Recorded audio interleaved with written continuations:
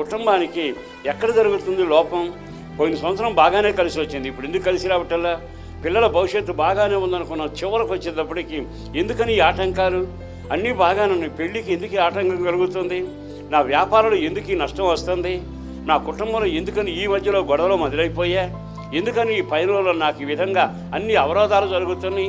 నువ్వు జీవం కలిగిన దేవుని, సమస్తము చేయగలిగిన దేవుని, నిన్ను సృష్టించిన దేవుని మర్చిపోయి నీకు తోచినట్టుగా కట్టడానికి విలువిస్తున్నావు, లోక స్నేహానికి విలువిస్తున్నావు, ఈ లోకపు విందులకు విలువిస్తున్నావు, వ్యవసాయానికి విలువిస్తున్నావు.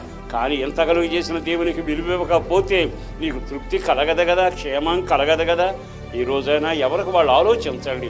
మన వ్యక్తిగత జీవిత అనుభవాలలో ఇంతకాలం నాకు తృప్తి అయినా, సంతోషమైన, నెమ్మదైన, క్షేమమైన లేకపోవడానికి కారణం నేను దేవునిగా గణపరచకపోవటం వలనే ఈ సంభవాలు నాకు జరిగాయి.